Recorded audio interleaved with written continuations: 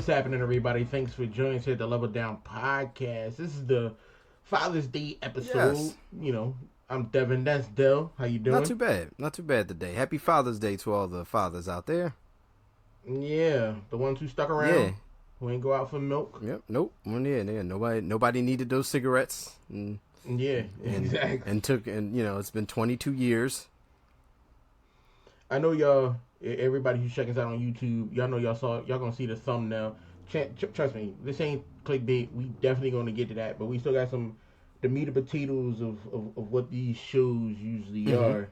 And because it's Father's Day, we definitely want to start off with who we feel as though are the best and worst fathers in entertainment. Okay. Fictional. Yeah. They don't have to be right, real people. Yeah. But just in fiction. And I have my two. Okay, I got my two. All right. You want to go first? Sure, why not? Well, are we doing best or worst first? Let's do best Let's first. do best first. So my best dad comes from the world of television. I thought about this long and hard. Like, who was like the most wholesome, helpful, just always there, always present dad on TV? And I gotta go with one of my favorite people that walked the planet Earth at the time he was walking planet Earth. I'm talking about, I don't know how many people have seen this show. I enjoyed it. Super wholesome. John Ritter from 8 Simple Rules. Oh, yeah. Late John Ritter. Yes, Ooh. yeah. First of all, love John Ritter. From one of my favorite people, like that existed. But like just Kaylee Cuoco from from Big Bang fame on the show as well. And then once John passed and David Spade was on the show, it was definitely not the same show. I didn't watch it after John Ritter was gone. That was a hard episode, man, because they just literally it happened out of the blue, and they just wrote that into the show. It was rough. That was a rough one. Yeah. But like just like every episode, he went above and beyond to make sure like that his kids were okay and were cool. And you look at other shows, you look at like Carl Winslow, you look at like other TV dads, you look at Full Houses, you got all this, but like just he checked all the boxes. It was just like he was pure dad mode all the time. And that was my best TV dad. See, for me, the best dad was kind of hard. Because the first dad that came to mind was the dad from Seventh Heaven. Okay. Then real world stuff yeah. And I'm like, nah. Yeah. See, and it shouldn't translate, but that do. That hit hard. Yeah. So I'm like, no. That one's a little rough. But then it was a toss up between two. Okay. Dan Connor and Al Bundy. Okay. For me, I had to go Al Bundy. Okay. As the best TV dad. Now, why? He had a crap life. Yes. He stuck with his family. First off, he had a house and a car, working in a department store, shoe store. Selling shoes.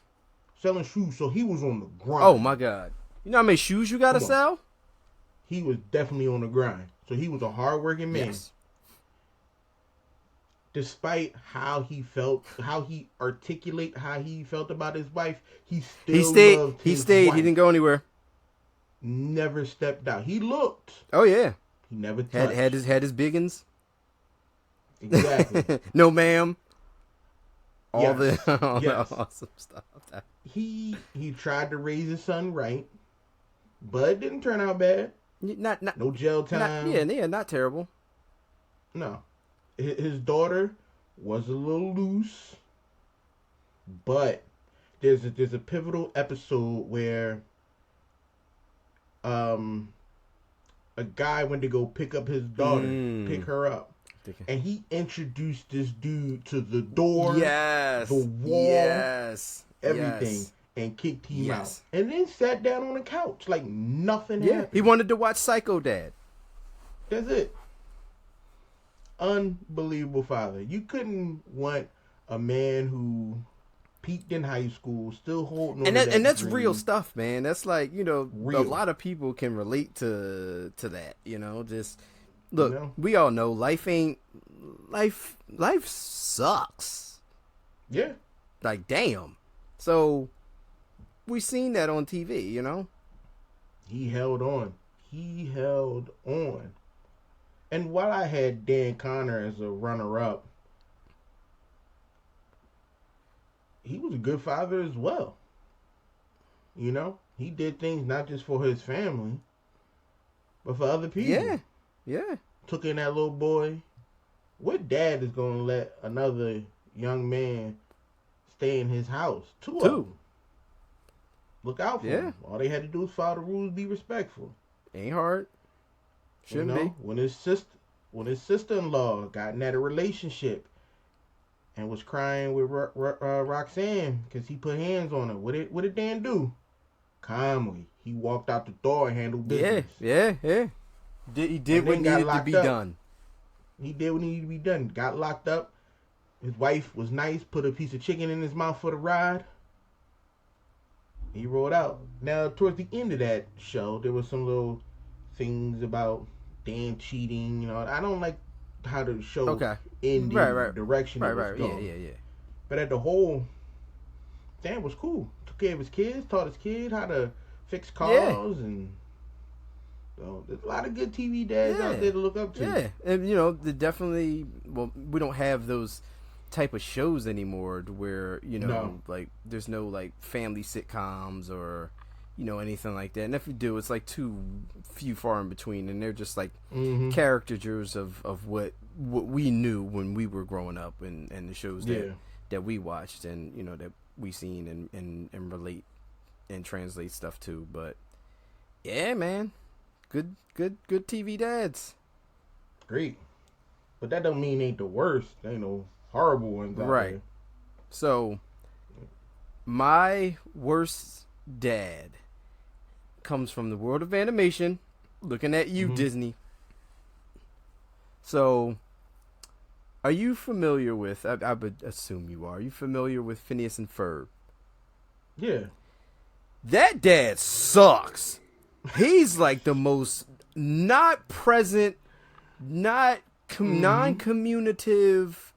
Just he ain't got a damn to give about nothing that goes on in that house with them kids. Nothing. Didn't care. He's just like not. When you see him, he's always like, this always his exit scene. Like every scene he's in is like, or either that or he just like completely no selling whatever's going on. Like he couldn't be bothered with nothing. Nothing. He don't talk talk about nothing. He just like that's a sign of a broken man. Yeah. He checked out a long time ago. Yeah. Like he's only staying just because he ain't got nowhere else to go. Yeah, he checked out a very long time ago. Like that dude's just like, and the kids like they always getting into stuff. Always. He just nothing. See, I was on that same line with animation, and there's so many horrible dads out there. So many. But one that stuck out to me, like the one that came straight to me when I thought about it, was Goku from Dragon Ball Z. How did I know you were going to say this? I don't know how, but I don't know how I knew this was going to be a thing. Horrible father. Horrible father. Like, you let another man raise your kid while you was running the streets. Couldn't be bothered. He did. He let the boy Piccolo raise his kid while he was running the streets. Hey, look, man, he didn't want to be put upon. He rather fight than spend time with his family. And here's the crazy thing. When he dies, you know he can still communicate with his kids. Like, that's a Yeah. thing he can do. He can talk to you from the dead. Doesn't even bother. Why?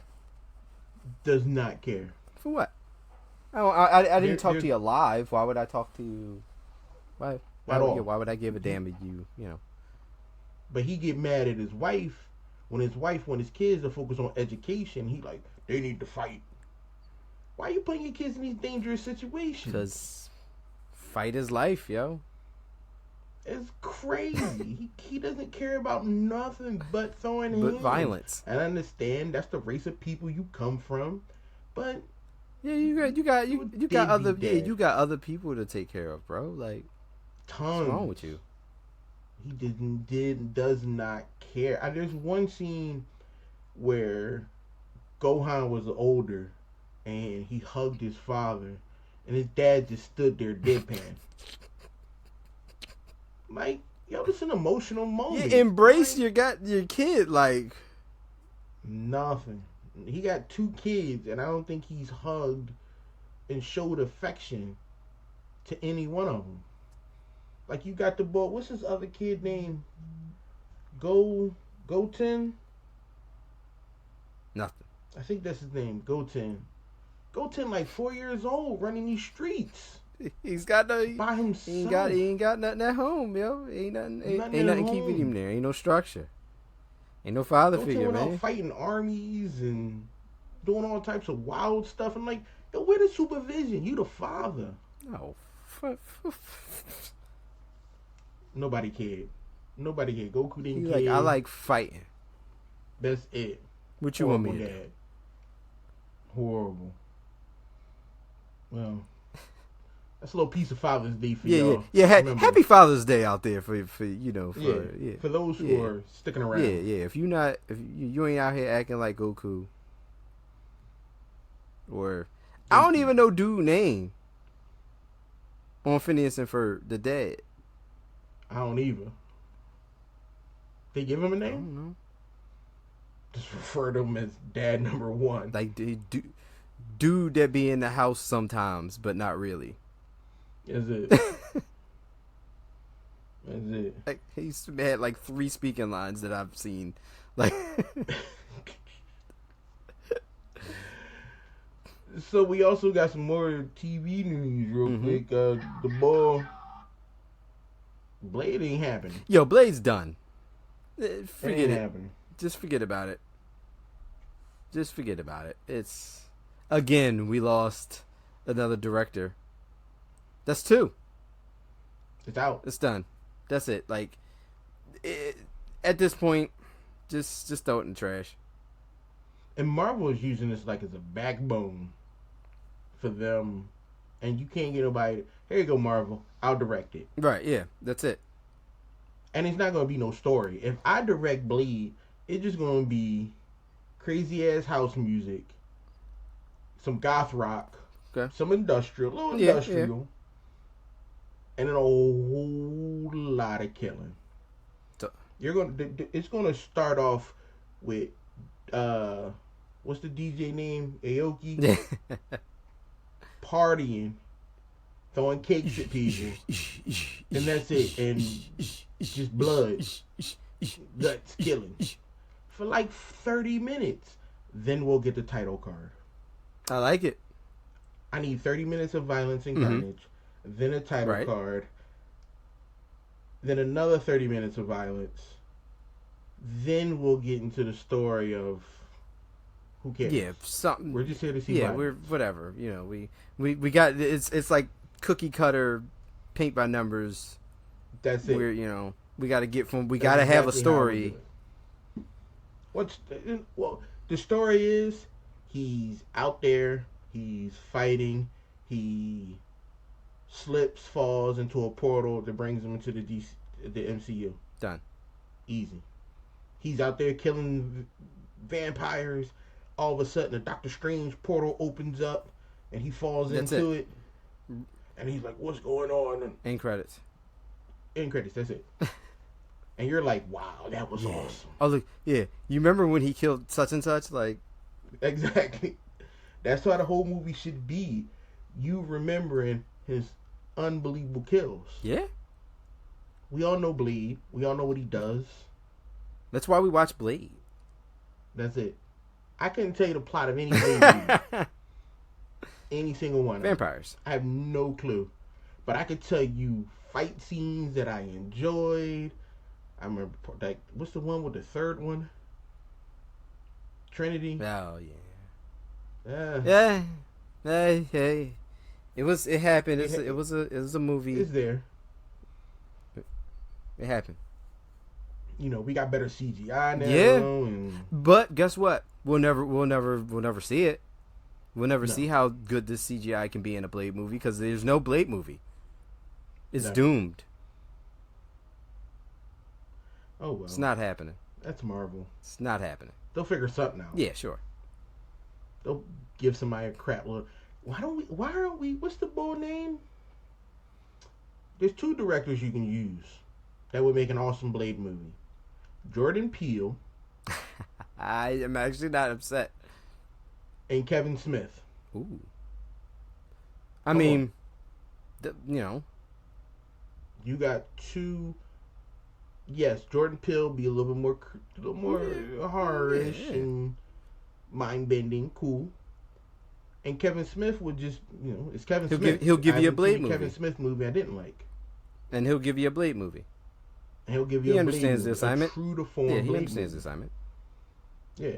So, Marvel, you need to do something. Stop BSing. Picking these people. This is bad, man. This is really bad. Horrible. This is really not good. Besides that being bad, yes. The first 3 episodes of Acolyte. Acolyte. What they call Acolyte? It? Acolyte. You watch them? I did. Yeah, so did I. And at 17 minutes into the show, I'm gonna start it off. Fuck that series. I wanted to like it. Wasn't in love with the first episode, but I was like, you know what? We're laying down some groundwork. We're doing things. I didn't like a lot of the direction. And then the second episode happened. I was like,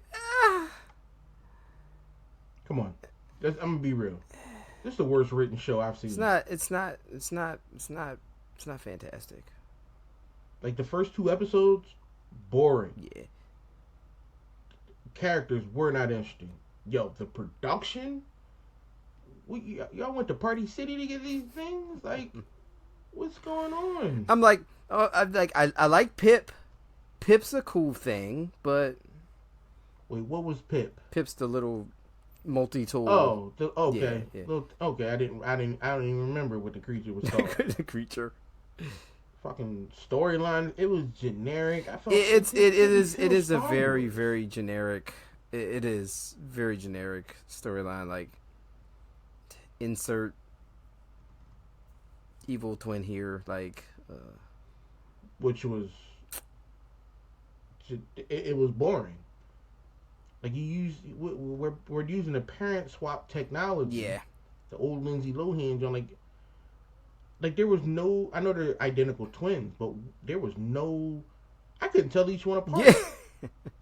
Cause they're the same person. I get right. Yeah. There's no markings, nothing slightly distinctive. Nothing like. There's no. The first 2 episodes, like, it was poorly written. I couldn't get behind this. And then the 3rd episode. First off, we got witches in Star Wars? Yeah. But we got witches who are pissed at the Jedi because they don't use the Force how they want to use it. Isn't that the same thing the Jedi did to the Sith? Yes.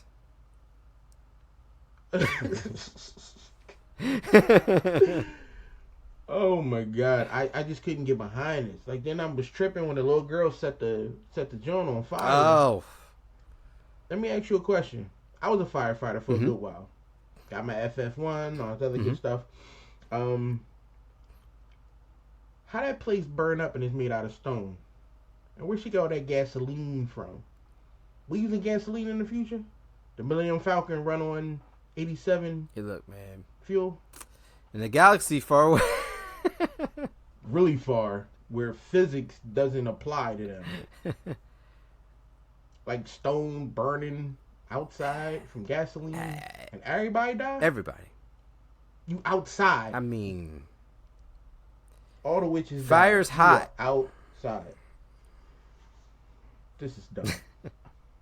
I can't watch this. Like I'm gonna finish it. Like I'm watching it. It's gonna happen. I'm gonna watch it, but I'm not. I'll watch it if you want to continue to talk about it, of course. I might. We'll see how this next episode goes. It might be something that I just can't sit on. 'Cause I can't do it. This shit was dumb. And I've seen and Halo 1,000 times better than this. Are we? Are you gonna? I enjoyed Halo more than I enjoyed I can't this. do that. I can't do it. This shit had nothing Star Wars in it. First off, let me ask you this: how are you an assassin?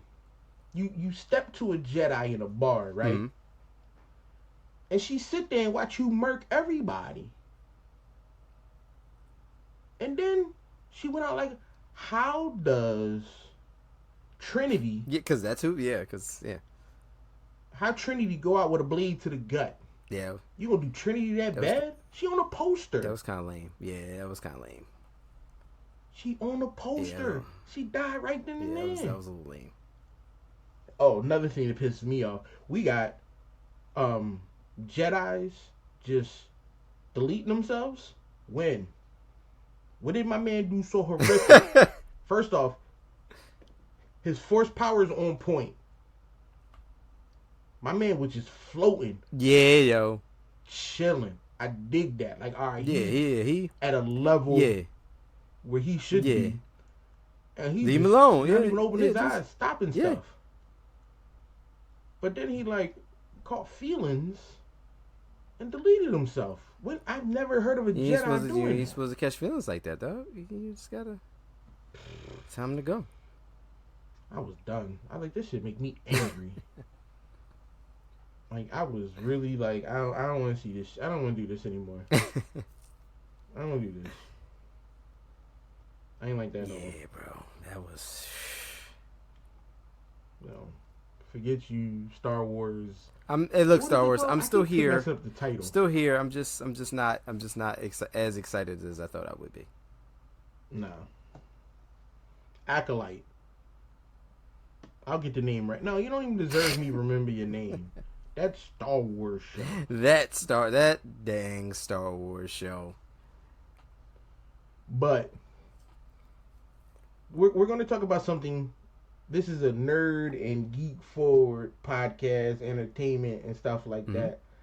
And we have to talk about something that falls in that category, but real loosely. Yeah, it had to be put in. I needed this. Yeah, you did.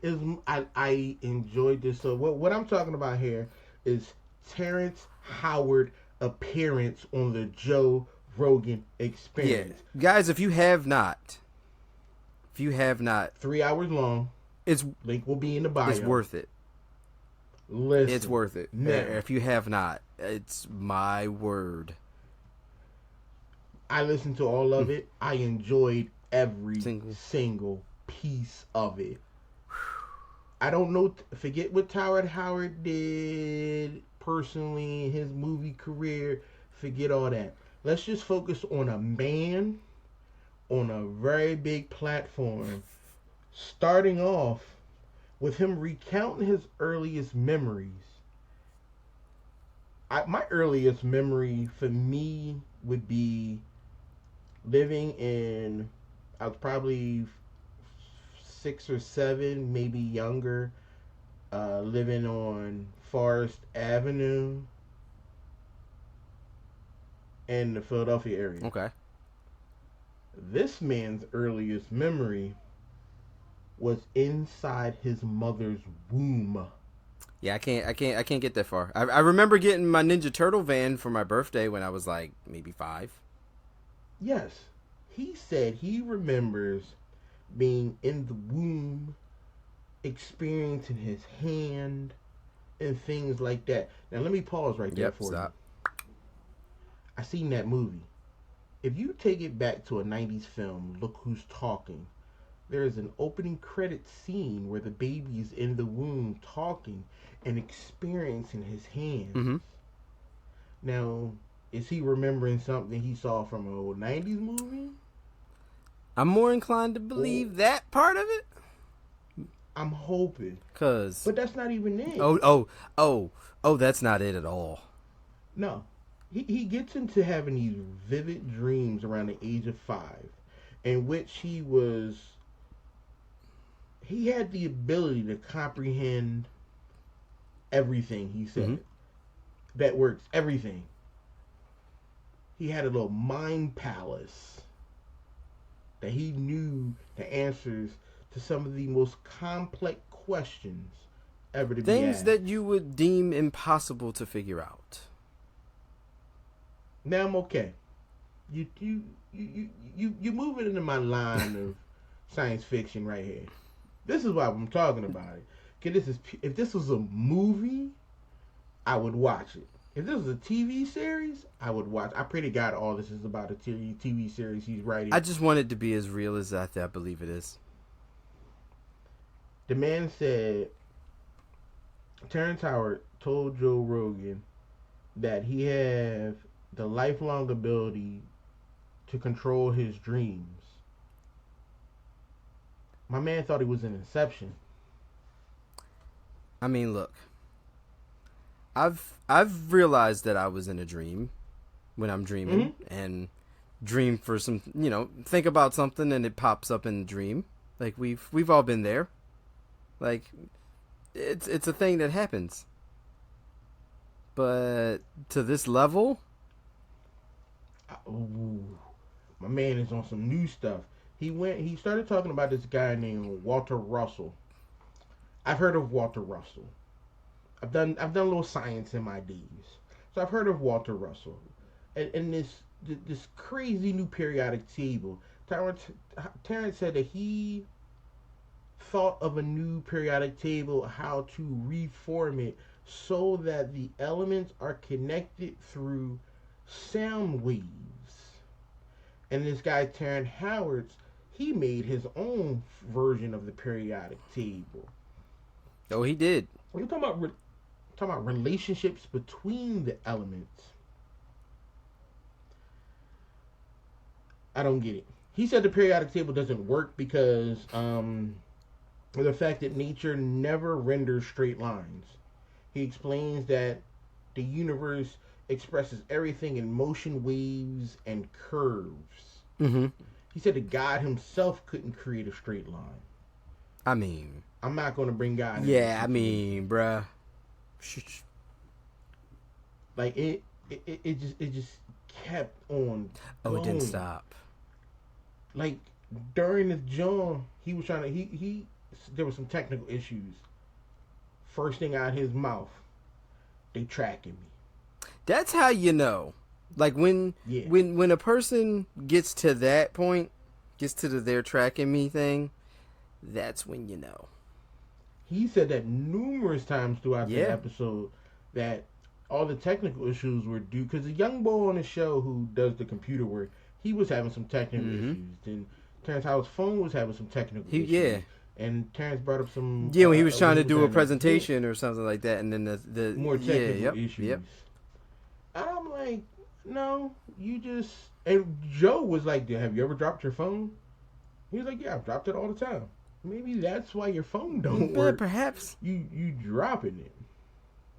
You know? It was like a half hour into the show where he brought up the flower of life. Oh. Now that's an old school ancient symbol, believed to be like the oldest thing on the planet. I don't know about the flower of life because I've never took the time to study. Fair. You know? But he says that our science is messed up because they don't know how to unfold and unravel and read the flower of life. Man, that threw me off. My man. He's on a new level of something. He's on a different. He is on something completely different. Now, why I got to this, what made me connect and seek out this episode was because I'm a follower of Neil deGrasse Tyson. I'm a follower of Star Talk. Those are my shows. Right. I like listening. And Neil had to pull out a video. Yeah. Like, what are you talking about, dude? You sent me this 36-page paper. I read it, and I gave you my honest opinion. Like, why are you bashing me on the Joe Rogan exactly. show? And in my mind, it felt like Neil deGrasse Tyson was like, yo, I hear you, but watch your mouth. Yeah. All this junk is received, but chill out. Yeah, chill out. Cause you gotta forget, he got the whole scientific community behind you. Michio Kaku. They're they're ravenous. Come at you. You don't want these people because they have a lot of statements, a lot of facts, a lot of stuff that back what they say. Tons. He was just out there. You know what I think it was? I think he got high and watched Lucy too many times. Yeah. And he just thought he unlocked all parts of everything. Another thing that threw me off, he was talking about the formation of the planet. Oh, yeah. He said that the sun discharges particles which creates planets. And I thought to myself, where do the suns come from then? They didn't bring that up. Maybe I'm missing it somewhere. Maybe I need to read some more of his work. But his work. Yeah. Yo, he said that the Earth is moving away from the sun at 15 centimeters per year. And soon, that planets that are closer to the sun will be in the Goldilocks zone, and we will be further away from the sun. He said if you wind everything back using that 15 centimeters per year, the universe is a lot older than every scientist already believes it to be. You could have led with that theory, because you could think about that, particle discharge and all this other good stuff, but you didn't account for the other celestial bodies. Listen, man.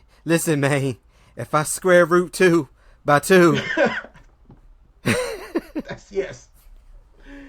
Yo, his math. His math. I'm gonna draw a little parallel here between our listeners that do know some things about professional wrestling. Terrence Howard's math is more out there than Scott Steiner's. Yeah, his math beats out Steiner math. I tried. I watched his videos, right? Where he had some science buddy and this huge computer program recreate Saturn. I watched this 21-minute video of them using a computer model to create Saturn without gravity. He believes that gravity is the effect of push and pull from waves that object gives off. I'm not going to sit here and act like I fully understand right. Because I don't. Right. Yeah. Yes. I can imagine from the sci-fi brain I can sit there and imagine planets giving off waves of energy, colliding with other planets' waves of energy.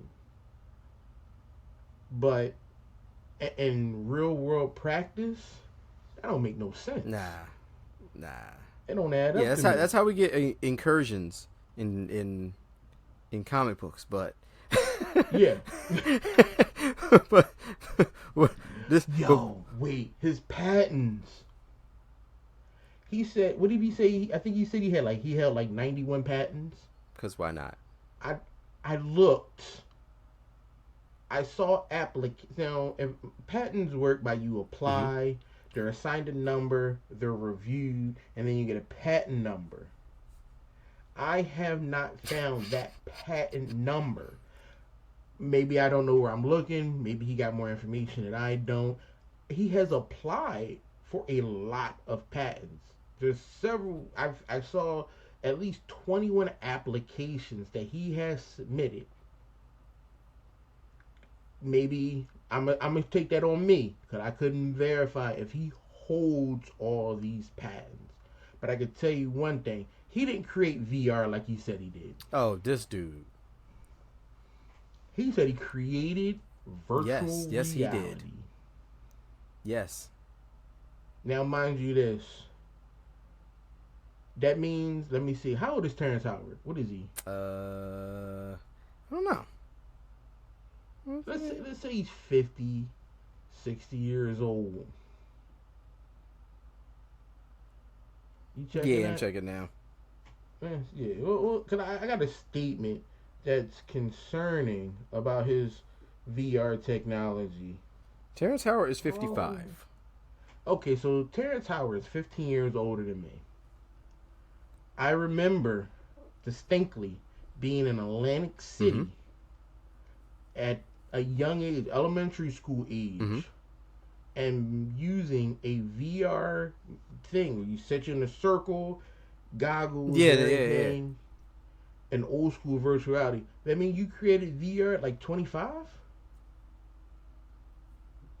But I was already in it though.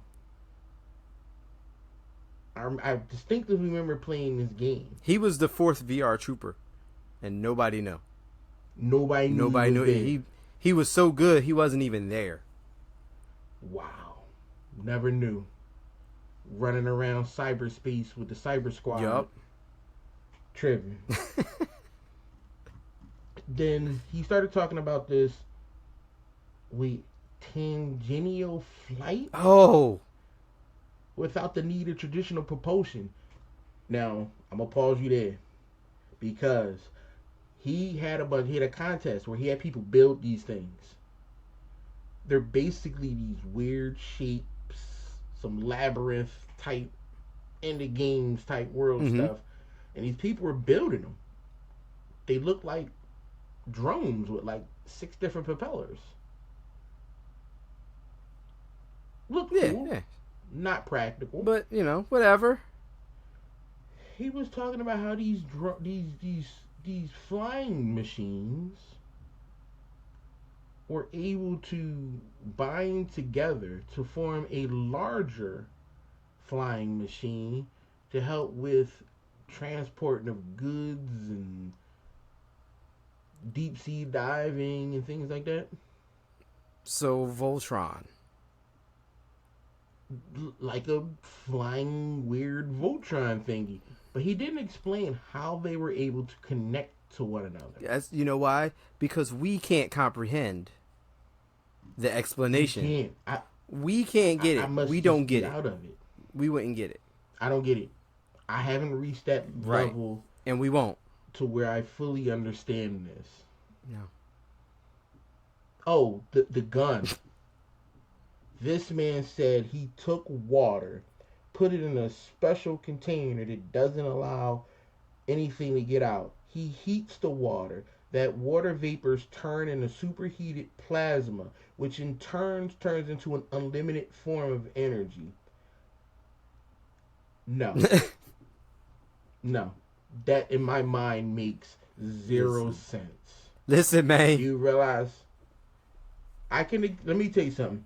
I can explain a Kamehameha wave scientifically, but I can't explain this propulsion system. I can do that, but when you tell me that you made this projectile, this energy source, it doesn't add up. The amount of energy he said we're creating more energy than we're using. Isn't that fusion? So you just made a fusion reactor. Listen, man. Inside of a small container? Listen, man.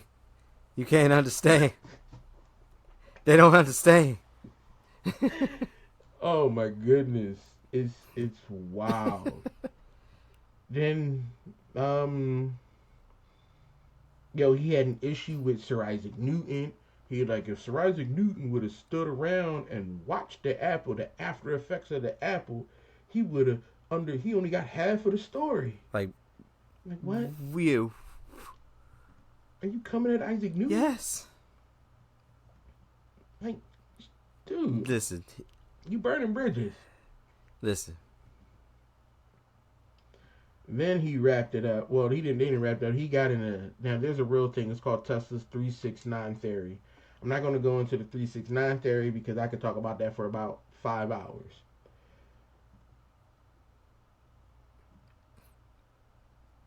He believes it. Hardcore. He believes that you know how these numbers are in relationship with each other, that you can unlock the universe. No. Simple as that. No. Absolutely not. No way in hell. Then, because it's the Joe Rogan show, you got to talk about aliens. You got to talk about COVID. And that's pretty much where it wrapped up. Yeah. We're just giving snippets and highlights of this 3-hour podcast. Listen, we're not doing it justice.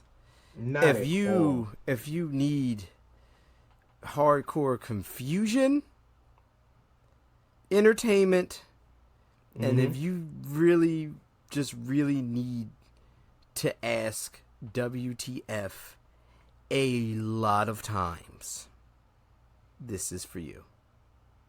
And you can listen to the podcast, watch their podcast, and Google what he's saying. Like Terrence has spent a lot of money on websites and videos and things like that. Like, he believes in what he's saying. It's not my place to say that. Right, yeah, I can't tell you what to believe. True. But what I know of science and what other people know of science and math and just basic living, this shit don't add at up. All. It's like he said, 1 times 1 can't equal 2. Or did he say 1 times 1 equals 2? He said something dumb. Yeah, he said 1 times 1 equals 2.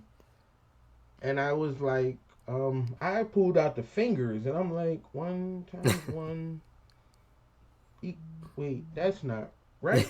If I got 3/10 of a chance of winning this match, man, and you divide that by so we're gonna wrap this last little point up with our comic book recommendations. Yes. My recommendation is gonna be real simple this week. Joker Year One. Okay. It's coming out. It's the Joker's origin story. That's been a mystery for like 80 years, and it picks up right after Alan Moore and Brian Boland's Batman: The Killing Joker, exploring what happens to the former Red Hood after he emerges from that chemical vat. Like, it's supposed to be the new hotness when it comes to Batman, giving you so many answers that we just don't have. So, if you get a chance when it hits, come out, pick up Joker Year One. All right. I'm going to go a little old school. Just recently visited a comic book shop, and our friend Brian from purchased a book that I have read tons and tons and tons and tons and tons of times. If you haven't read it and you've seen that really shitty movie, you are a horrible person for not. But it's wanted. Like it's, you know, if you haven't, what are you doing with your life? But it's never not a good time to read one. It's never a bad time to pick that up and read it. Like I said, sometimes I'll just like, you know what? It's time to read this again. Yeah. Awesome story. Perfect. All right, people. We want to thank y'all for listening to the Level Down podcast. Please like, share, subscribe. Check us out on YouTube. Check us out on socials. And, you know, we'll be here doing the same thing we do every weekend. And we'll see y'all later.